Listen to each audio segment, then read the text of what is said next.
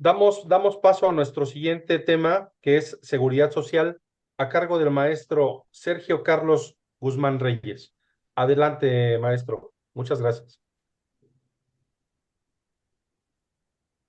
Hola, ¿qué tal? Buenas tardes. Muchas gracias por la invitación. Muchas gracias a todos los que nos acompañan el día de hoy. Y también muchas gracias a la Confederación Nacional de Agrupaciones de Comerciantes de Centros de Abastos, al presidente Miguel Ángel Farías por su invitación y a la maestra Margarita Rodríguez, coordinadora general de gabinetes. Muchas gracias para nosotros como Cámara de Comercio y como Asociación Mexicana de Contadores Públicos. Estas alianzas es muy importante, ¿no? Porque también para nosotros nos ayuda a transmitir el conocimiento y buscar una mejor cultura de la prevención y qué mejor como hacer la sinergia en la expertise de cada uno, los expertos de la Asociación Mexicana de Contadores Públicos y la Cámara de Comercio preocupada por la actividad empresarial no solo de la Ciudad de México, sino del país, que funge como órgano de consulta local y federal. Entonces, lo que buscamos es crear una sinergia, una fuerza también primero, para apoyar a los empresarios, pequeños y medianos empresarios, por la cultura de la prevención, para que tengan información de primera mano, información de voz de los expertos, información actualizada para la toma de decisiones y también la otra parte, ¿no? Defender la legítima actividad de las empresas. Sabemos que hay sobreregulación, hay sobrevigilancia, realmente existe luego un terrorismo fiscal por parte de las autoridades cuando la pequeña y mediana empresa pues tiene limitados los recursos y hay veces que es poca la asesoría.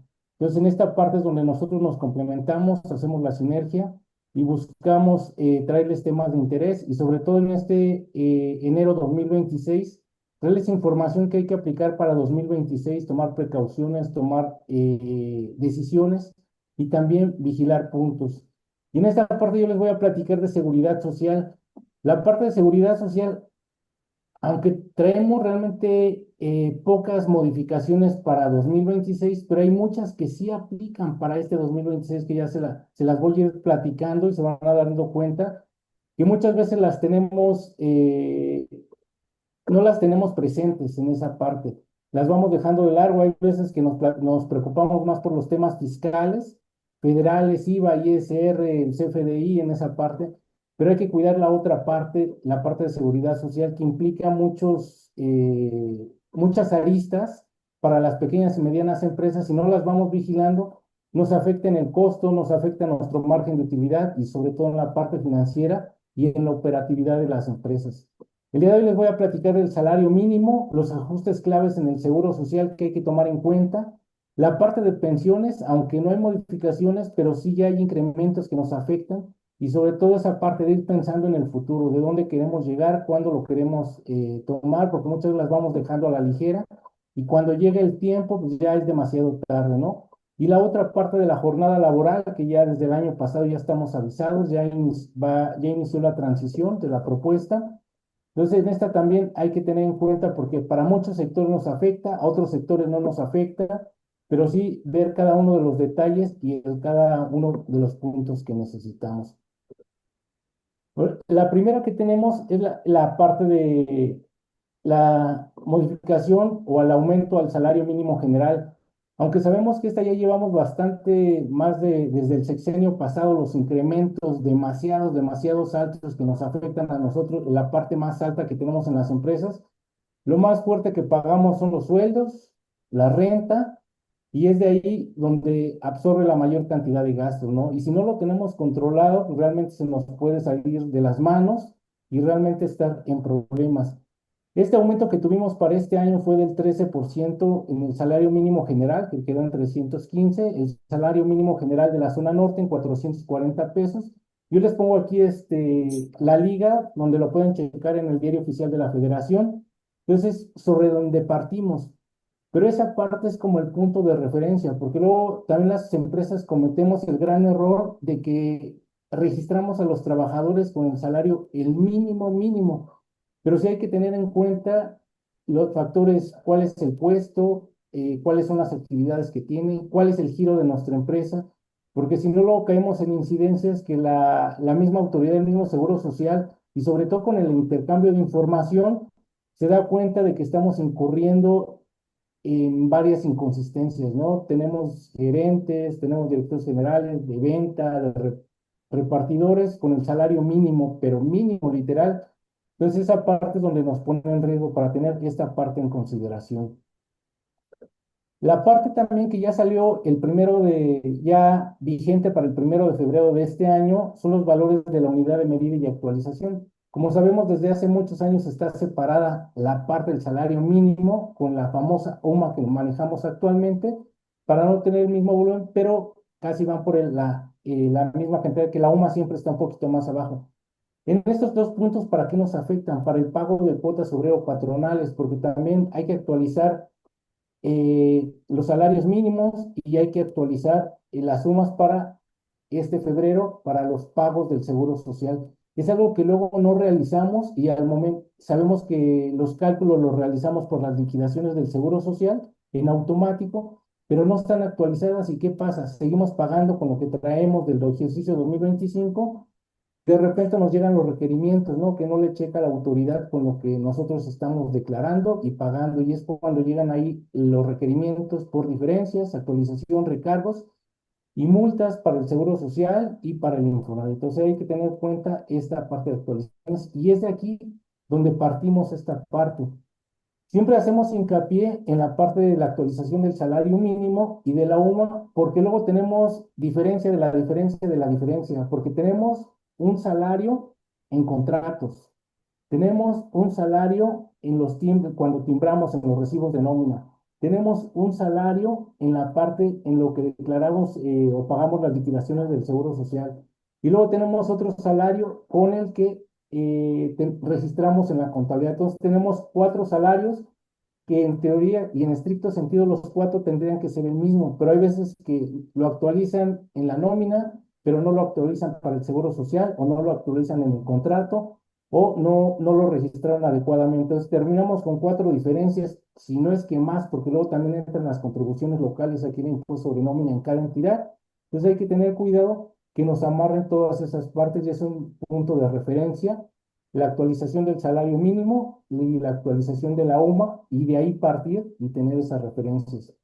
El otro punto que hay que tener en cuenta es la tabla de vigencias, los famosos sueldos mínimos profesionales, porque como les comentaba, cometemos el error de registrar a los trabajadores con el sueldo mínimo tal cual como aparece en el diario oficial de la Federación y de entrada ahí nos detecta automáticamente la autoridad, sobre todo el Seguro Social y el Infonavit. Entonces hay que tener cuidado. Pero el otro punto donde caemos en el error es que no revisamos los salarios profesionales ahí, porque hay veces que decir, ¿cuál es tu giro? Si tu giro es transformación, es venta, es comercialización, o cuál es tu giro que tienes. Y eso depende también cuál es la actividad que tengas y luego cuáles son con la actividad que los tienes registrados a tus trabajadores cuando los das de alta en el Seguro Social. A veces que dice gerente y tiene el sueldo mínimo. O dice, tiene una empresa de transformación donde maneja equipo como cortadoras, soldadoras, metales o vidrio y está con el mismo también. Entonces, eh, la parte de la recomendación es checarlo aquí cuál es el sueldo que lo tienen dado de alta y tratar de ver con el que tiene dado de alta, con la actividad que tiene y con el sueldo que maneja. Siempre recomendamos darlos un poquito más arriba, un 5 o 6% más arriba de esta tabla que viene. Esta también lo pueden buscar y cada uno, si no aparece exacto, sí estar en el similar. Porque si no llega el Seguro Social y dice, oye, tu salario mínimo que me tienes sí está arriba del salario mínimo, pero ¿qué crees? Es un chofer de camión de carga general, entonces está mucho más arriba. O maneja soldadoras, cortadoras, o vidrio, o montacargas, o otra actividad que es de mayor sueldo y no checa. Entonces esa parte es la recomendación siempre tenerlos para evitar los requerimientos.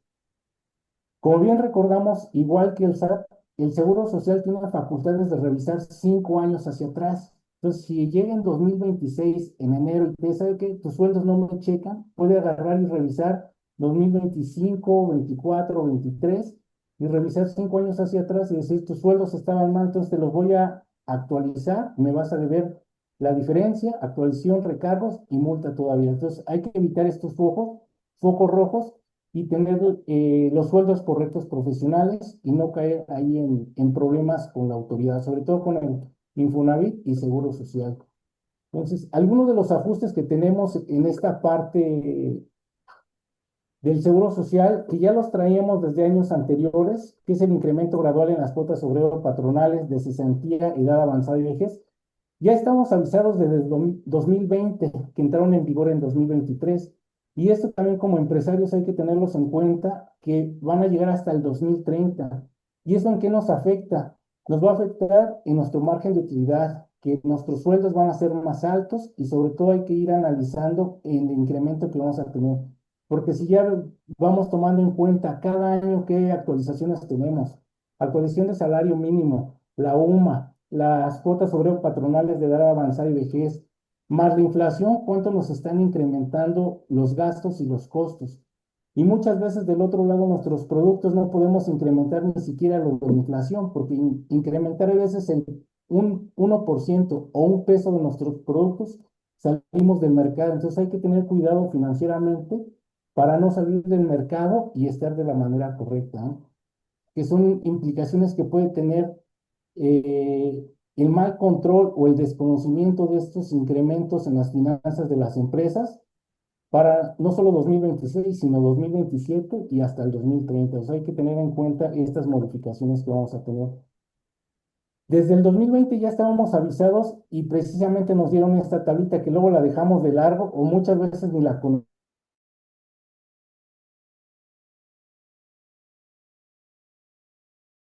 El salario base de Pero, cotización del trabajador. Entonces, entre tú más le tengas que pagar al trabajador, más cuotas obrero patronales vas a pagar. Ahorita ya estamos aquí en el 2026. Cuando son salarios mínimos, un salario mínimo te va a incrementar un 3,1%, un 0,15%. Entonces dices, no es considerable. Pero si tú pagas más de 4,1 unidades medida de actualización, entonces ahí estamos en problema porque te va a aumentar un 7,5%.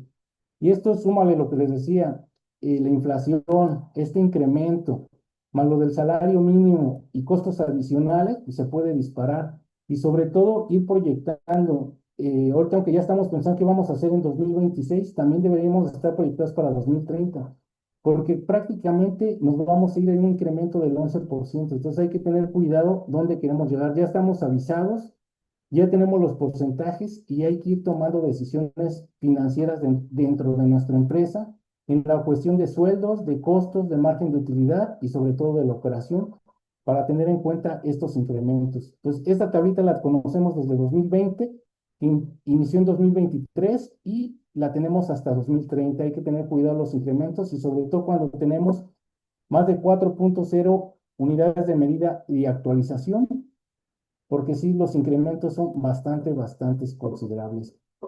La otra parte que tenemos son las pensiones de IMSS. Digo, de esta parte podemos pasar horas platicando porque sí es muy delicado, pero creo que muchos ya empezamos a caer en estos puntos de la parte de nuestras pensiones y cuánto nos van a costar, si realmente vamos a obtener lo que deseamos obtener, si estamos dentro de los tiempos, los plazos y tenemos todas las oportunidades. Aquí recapitulando un poco, sobre todo se los voy a comentar para que podamos entender un poquito más adelante cuál es el riesgo que podemos tener hacia adelante conforme a las actualizaciones para 2026 y hasta 2030. Como recordamos, todos los que están dados de alta antes de 1997, ellos entran con la famosa ley 73. Prácticamente siempre les comento, les toca la sopa calientita, porque también reciben una pensión vitalicia. La pensión es un promedio del sueldo de los últimos 5 años, que también aquí puede ser un arma de dos filos, porque muchas empresas los últimos 10 años los dieron con el sueldo mínimo y les pagaban por fuera, entonces va a tocar una pensión muy baja. Pero si tienen un salario alto o topado, pues se van a llevar una muy buena pensión, que es vitalicia y es transferible también para sus deudos. Que esta pensión la pueden obtener con 500 semanas cotizadas únicamente. Es una pensión vitalicia y todos aquellos que cotizaron antes de 1997, que también esa pensión se actualiza conforme a la inflación y hasta un aguinaldo tiene. Y esta parte que es vitalicia les toca hasta el resto de su vida. Recordamos que se pueden pensionar a los 60 años con el 75% de su pensión, pero si llegan a los 65 se pueden pensionar con el 100% de la pensión. Hoy en día el estimado de vida, la esperanza de vida ya es más alta. Cuando se hicieron estos cálculos ley 73, pues el estimado de vida era de 65 años y ahorita pues ya está 70, 80 años el estimado de vida, la esperanza de vida. ¿Y qué es lo que pasa? Que esos 20 años, ¿con qué van a vivir? ¿No? Debe ser una pensión que permita lo básico, alimentación, vivienda, casa, pero sobre todo en ese momento, después de los 65 creo que el consumo de medicamentos, atención médica y cuidados, pues se incrementa. Entonces, prácticamente ahí tienen la parte de sopa caliente que yo le llamo, tiene muchos beneficios, pero todos los que nos dimos después de 1997, pues nos toca ahí la sopa fría, ¿no? Que hay que pensar qué vamos a hacer, sobre todo los que todavía tenemos 20 o 30 años todavía de trabajar para pensionarnos, pues las condiciones no son tan favorables, entonces hay que pensar qué vamos a hacer y buscar otras opciones. Que aquí los que tenemos ley 97 nos vamos a ir con las famosas afores. Lo que tú vayas aportando, tanto es una aportación de tu patrón, la tuya y la del gobierno, es tripartita, y lo que tú te ahorres es lo que vas a recibir, que es un ahorro acumulado que aún así las Afores lo están invirtiendo, tienen un incremento, una ganancia, una plusvalía, pero pues esa plusvalía es mínima, no la puede triplicar, cuadruplicar o tener buenas inversiones cuando nos retiremos en esa parte. Entonces, lo que tú llegues a juntar a tus 60 o 65 años, es lo que te vas a llevar y te van a decir, te lo puedo dar en dos opciones en una sola exhibición de aquí está y esto es lo que vas a tener para el resto de tu vida, a 20 o 30 años, sobre todo los de ley 97, su estimado de vida es mucho más alto, ¿no? Hay los jóvenes que su esperanza de vida pues, ya tienen casi de 100 años la esperanza de vida que van a tener con toda la parte de tecnología, alimentación, la parte física y la parte de la ciencia. Entonces hay que tener en cuenta cuánto tiempo van a vivir. Y la otra que le dicen, te lo voy a dar en parte mínima hasta que se te agote, ¿no? Y hasta que se te agote, pues saber hasta qué edad llegas y lo demás de qué vas a vivir en esa parte. Iniciamos, ahorita vamos con las 80 semanas que necesitamos tener para pensionarnos. En 73 solo necesitan 500 semanas, ahorita ya tenemos a 800 semanas y en el 2030 vamos a necesitar 1000 semanas para poder retirarnos con la ley 97. Entonces, ahí el panorama sí es trabajar más años y sobre todo ir teniendo ahorros. La renta, retiro y pensión garantizada. La autoridad también se dio cuenta que esa parte no les iba a alcanzar porque empezaron ya desde hace algunos años a pensionarse los primeros con ley 97. Entonces se dieron cuenta que pues, ni tenían gran ahorro para vivir, ni les iba a alcanzar el resto de su vida.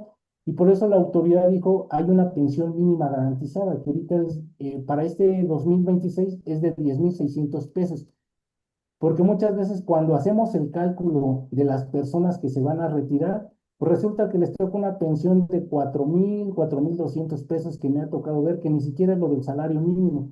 Por eso dijo la autoridad, lo que tú juntaste y yo te voy a subsidiar ese diferencial para que tengas una pensión mínima garantizada, por lo menos un poco más arriba del salario mínimo general. Por eso hay que tener cuidado de dónde ahorrar.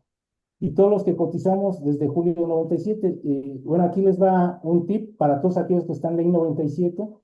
Una buena opción adicional y paralela a esta parte de las Afores son los planes privados de retiro. O sea, hay muchas opciones, muchas aseguradoras. Creo que esa también es muy buena opción de retiro que puedan tener.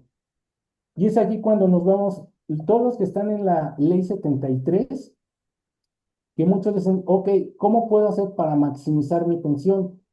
Dicen, necesito más semanas cotizadas y necesito incrementar mi sueldo, porque ¿qué es lo que pasó? No tenían tantas semanas cotizadas, pues resulta que solo tenían el sueldo mínimo y les iba a tocar la pensión mínima garantizada.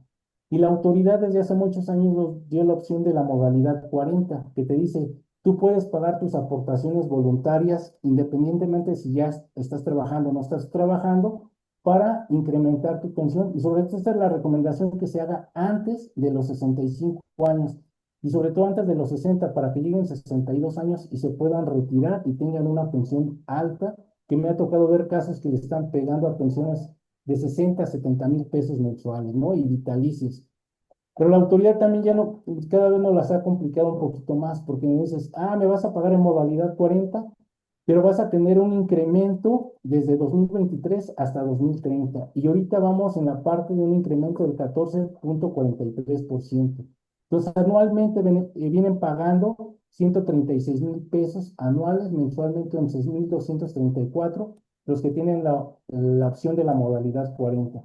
Y aquí siempre les recomiendo hacer un estudio previo porque me ha tocado ver casos que le invierten a la modalidad 40, pero resulta que les faltan muchas semanas por cotizar y también los sueldos los tienen muy bajos, que prácticamente es dinero tirado a la basura y es mejor este dinero que le van a invertir por los últimos 3 o 4 años, pasarlo a otro tipo de inversiones o plan privado de retiro y les va a dejar mucho más dinero. Entonces, es ahí de analizar diferentes aristas porque implica la edad, las semanas cotizadas, si aún están cotizando, si tienen la vigencia de derechos, los sueldos que han tenido. Son muchos factores que dependen ahí para analizar los que pagan de la modalidad 40. Entonces, para los que lleguen hasta 2030, que ya van a ser muy poquitos los que tengan este derecho, pues el incremento sí es bastante, bastante considerable. Y lo que está haciendo la autoridad es apretando las tuercas para que menos personas se puedan pensionar por esta modalidad. Y los que tenemos en la ley 97, la autoridad también nos ha dicho, como se dio cuenta que cada día hay más pensionados que mantener y la gente está pensionada y cada vez hay menos jóvenes y que están aportando estos fondos para mantener a los pensionados, dijo la autoridad que trabajen más en esta parte por la parte de crecimiento demográfico. Iniciamos en 2021 con 750 semanas y vamos a terminar en 2031 con 1,000 semanas cotizadas. Actualmente, para los que se quieran pensionar este 2026 van a necesitar 875 semanas para que tengan derecho a pensionarte. Hay que tener en cuenta que luego me dicen, oye Sergio, no tengo las 850 semanas en 2025 para pensionarme. Tengo 500 semanas y todavía llegar a las 850 pues era una brecha muy grande, ya no tenían edad para trabajar. ¿Y qué es lo que pasa? Dice el Seguro Social, dice, si te voy a pensionar, únicamente te voy a dar la atención médica, pero no te voy a dar realmente una pensión económica. Entonces hay que ver en esos casos que para muchas, muchas personas sí les ayuda porque tienen atención médica para ella, para su pareja, y si es que tienen algún dependiente económico, porque me ha tocado ver dependiente económico, hijos que siguen estudiando o que mantienen a sus padres todavía. Entonces, existe que no les dan una pensión económica, pero sí les dan una pensión médica. Entonces, hay que tener en cuenta cuándo es nuestra edad de retiro para las semanas cotizadas que podemos tener. Y siempre les digo, tratemos de hacerlo anticipadamente, porque también luego nos llegan aquí a la oficina personas con 65 años y dicen, quiero meterle a la modalidad 40, pues ya no hay muchas opciones, ¿no? Porque tienen pocas semanas, el sueldo ha sido muy bajo y el dinero que se le puede inyectar, por mucho que se tenga, realmente no va a hacer crecer la pensión considerablemente. Si se trabaja con 5 años de anticipación, se puede hacer perfectamente la planeación para un buen retiro. Entonces, en 2026 sabemos que las AFORES juegan un papel clave en el retiro, porque ya se están pensionando muchos de los primeros que se dieron de alta con la ley 97, ¿no? Los saldos acumulados y rendimientos son determinantes para el nivel de pensión futura. Sabemos que las AFORES nos da rendimiento, pero también decrecen, y esto lo vimos en el sexenio pasado. Otra recomendación es que le hago que vayan monitoreando sus estados de cuenta. Primero en qué Afore están y buscar la que mayor rendimiento les dé, porque muchos luego no sabemos ni en qué Afore estamos ni cuál es el rendimiento que nos da, y ir monitoreando nuestros rendimientos. Pero aquí en teoría deberían de ser hacia arriba, crecimiento cada año. Pero el sexenio pasado nos tocó ver eh, muchas eh, muchas afores en lugar de crecer disminuyeron. ¿Y esto por qué? Porque las mismas afores los invierten en portafolios y resulta que todos los que tenían en el aeropuerto que se iba a construir aquí en la Ciudad de México, ¿qué es lo que pasó al momento de cancelar ese proyecto y luego relacionado con COVID? ¿Qué es lo que pasó? Sus pensiones disminuyeron y considerablemente, ¿no? Me tocó ver casos donde disminuyeron 60, 50 mil pesos, algunos fueron muy poco, 1,500, 6,000 pesos, pero cuando es dinero para el ahorro, sí hay que tener mucho, mucho cuidado en esta parte. Entonces, el segundo punto que vamos a tocar es reducción de la jornada laboral de 48 a 40 horas semanales. Aquí también hay que tener mucho cuidado por en qué actividad tenemos. En el caso de los que prestamos servicios, digamos en el caso de nosotros, contadores, abogados, arquitectos, dentistas, es decir, solo trabajo de lunes a viernes, de 9 a 6, no hay tanto problema, ya la veníamos trabajando. Pero el caso de ustedes, muchos sectores, el de la alimentación, comercializadoras, ventas, sí se ven afectadas porque muchas tiendas abren los 7 días de la semana y ¿qué es lo que pasa? Los trabajadores van descansando entre semana, entonces las jornadas sí son de 48 horas y hay que tener en cuenta porque si vamos a disminuir la jornada, ¿qué va a pasar? Vamos a tener que pagar más sueldos, horas extras y ¿cómo nos va a afectar? Esto nos afecta en el incremento de los costos, el margen de utilidad y realmente nuestro producto o servicio todavía está dentro del mercado, entonces hay que irlo planeando y tenerlo considerablemente. En esta parte también les dejo la liga donde está la parte de la propuesta desde el año pasado, que nos dice la duración de la jornada laboral al que se refiere este artículo 123 se alcanzará de manera gradual, no va a ser de la noche a la mañana y aquí nos lo están dando. Para 2026 tenemos las 48 horas todavía, pero para 2027 vamos a disminuir a 46 horas para que 2030 podamos llegar a las 40 horas. Siempre es lo que digo, ahorita en el 2026 estamos en el punto perfecto donde hay que ir ajustando porque llegarlo directamente al 2027 sí nos puede dar un golpe financiero y nos puede salir hasta del mercado. Entonces, ahorita es la recomendación ir viendo si mi giro me afecta, mi actividad me afecta, qué trabajadores, porque luego se tiene una plantilla, no se tienen los de venta, los de mantenimiento o los de oficina. Hay veces que los de oficina son más, que no entran en este rubro, pero los de venta sí tienen mayor característica o los que están de mantenimiento durante toda la semana. Entonces hay que tener en cuenta estas modificaciones que vamos a tener y estas disminuciones claramente nos lo dice aquí. La jornada laboral implicará no aplicará la disminución de sueldos, salarios o prestaciones de las personas. Tú les debes de seguir pagando lo mismo, sus mismas prestaciones, pero les vas a reducir sus horas de trabajo. Entonces, esto financieramente sí nos puede pegar bastante, bastante. El otro rubro que traemos es la iniciativa con proyectos de decreto por el que se reforman, adicionan y derogan diversas disposiciones a la ley federal, sobre todo lo que nos implica en la modificación de las horas. Sobre todo, esto también nos va a afectar en sobre todo este punto, la duración de jornadas diarias será hasta 8 horas la diurna, 7 horas la nocturna y 7 horas y media la mixta. ¿Esto en qué nos afecta? Si ya no van a trabajar las 48 horas, ¿cómo los vamos a hacer? Vamos a tener que contratar más gente, les vamos a tener que pagar horas extras, esas horas extras sabemos que se pagan doble o hasta triple. Actualmente están pagando 9 horas, se va a pagar hasta máximo 12 horas y podemos traer en rubros de caer en lo ilegal, porque sabemos en todas las empresas, sabemos que luego no se trabaja 8 horas, no se trabaja de lunes a viernes, se trabaja sábados sobre todo por las actividades o los giros que tienen. ¿Y qué es lo que va a pasar? Que vas a tener que tener un control más exhaustivo de las actividades que realiza cada actividad o cada giro de la empresa y sobre todo por cada trabajador, ¿no? Entonces, hay que tener, aquí les pongo yo toda la referencia que vamos a tener para las jornadas y podamos tener con precisión, sobre todo una vez que ya lleguemos a las 40 horas, las horas extras, cuánto van a tener que trabajar y no caer en la parte de ilegal. Porque eso también nos va a afectar no solo con el Seguro Social, la Secretaría del Trabajo también está vigilando todos estos puntos. Si nos está vigilando, podemos caer en omisiones y sabemos que con la autoridad, la Secretaría del Trabajo, las multas están muy, muy considerables y al rato no vamos a tener solo problemas con el Seguro Social, sino también con la Secretaría del Trabajo. La otra parte que traemos es el registro de manera electrónica de las jornadas laborales. De alguna parte, sobre todo las grandes empresas ya lo vienen haciendo, pero las pequeñas y medianas empresas aún traemos todavía esta parte del registro. ¿Cómo controlamos la asistencia de nuestras empresas? Muchas veces ni siquiera una bitácora tenemos, ¿no? El famoso cuaderno a la entrada, que dice a qué hora llegaste, 9:1, 9:2, 9:3, y esa parte pues todavía es alterable, ¿no? Hay veces que vas dejando la parte en blanco, si es tu cuate, pues va dejando un cuadrito y no hay ningún problema para llevar la bitácora igual a la hora de salida.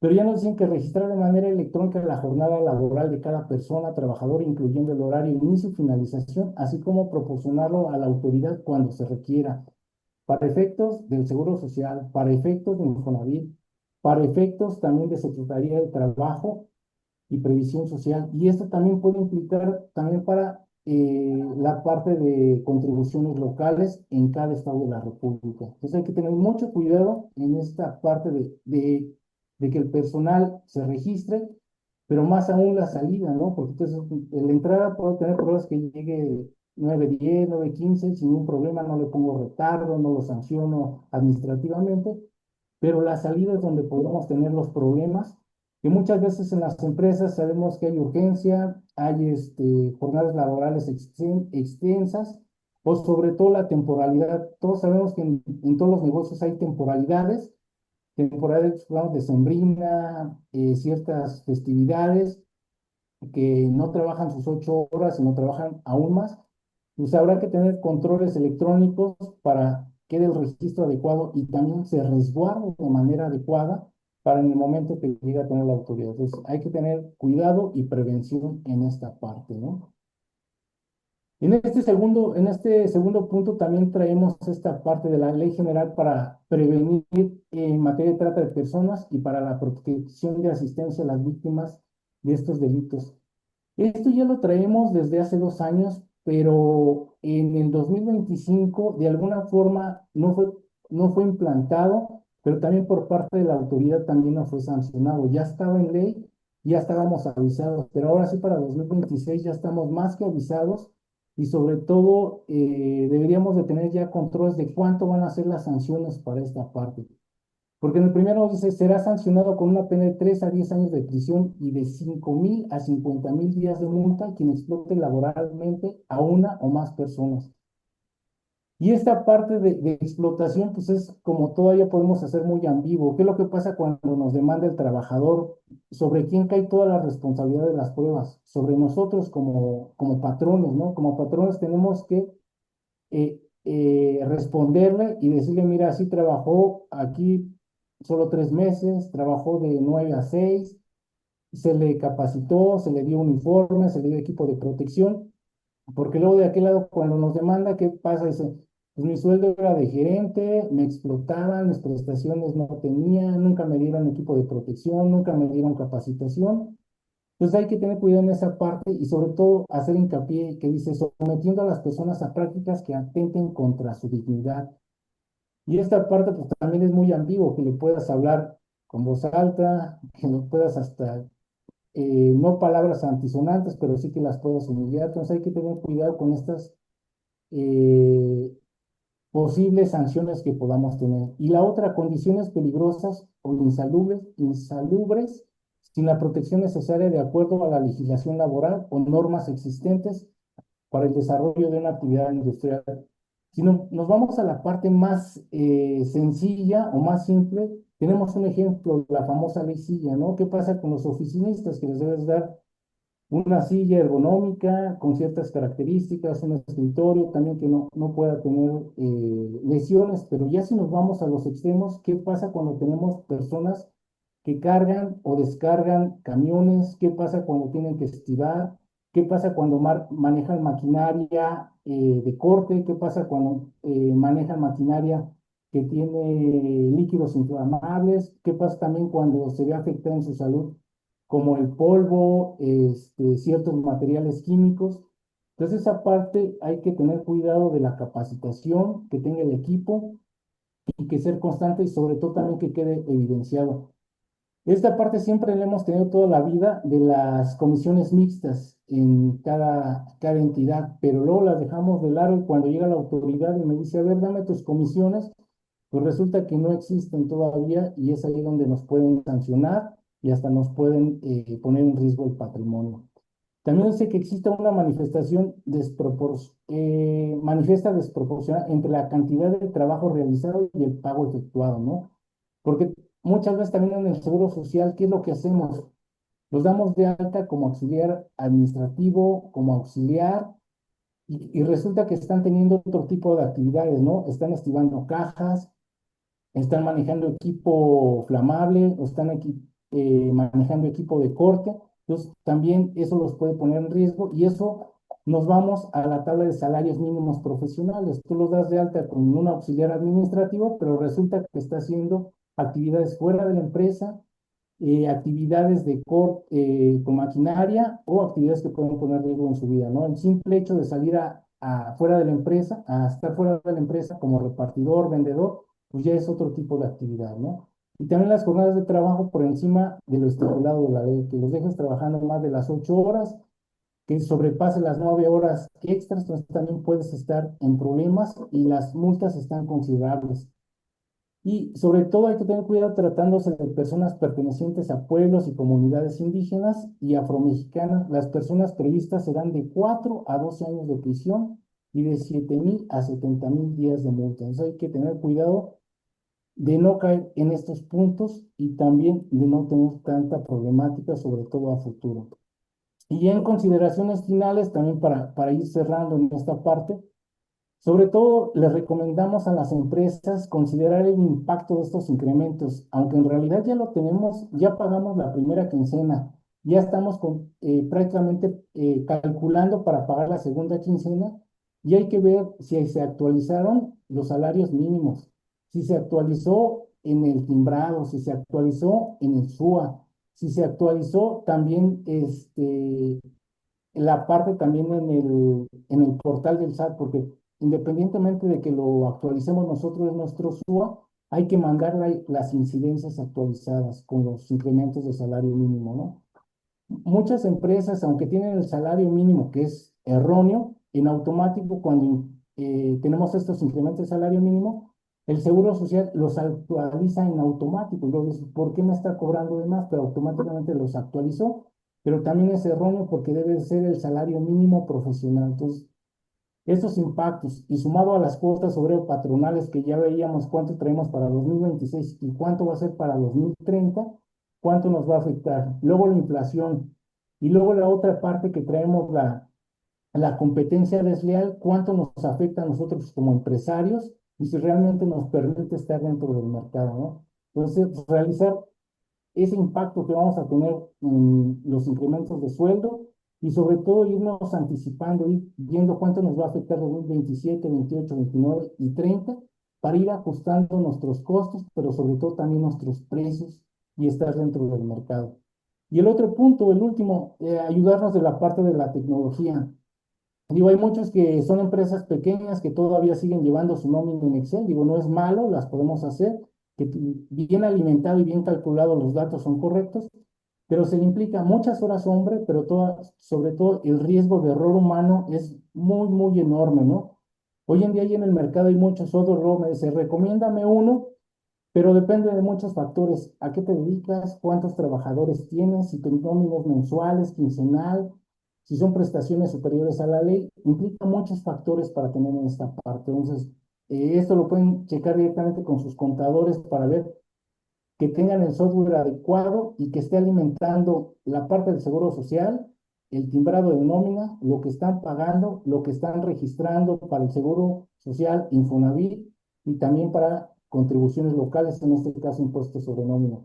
Porque luego en el caso, nosotros en la oficina hacemos luego auditorías para el seguro social y resulta luego que tenemos 5 diferencias, es diferencia de la diferencia de la diferencia y desgraciadamente luego lo detectamos meses después y que hay que pagar actualización, recargos en el mejor de los casos, pero cuando lo requiere la autoridad tenemos las multas y el seguro social sabemos que de entrada te dice, no me lo pagas, ¿qué es lo que pasa? Un embargo precautorio, no estás ahí y ¿qué es lo que te hace? Te bloquea tus cuentas bancarias y esto puede pasar de un mes a otro. Por eso hay que tener mucho cuidado en la parte de seguridad social para no incurrir en inconsistencias y tener riesgos para los trabajadores, pero también para las empresas, porque el costo es muy, muy alto. Pues bueno, yo hasta aquí termino. Les agradezco su tiempo y quedo a sus órdenes para sus preguntas. También les dejo mis datos, estamos ahí en contacto. Cualquier duda que tengan, me pueden enviar un mensaje, una llamada y con gusto los atendemos para que tengan seguridad de las actividades que están haciendo dentro de su empresa. Y si tienen alguna pregunta, con gusto la vamos contestando sobre la marcha.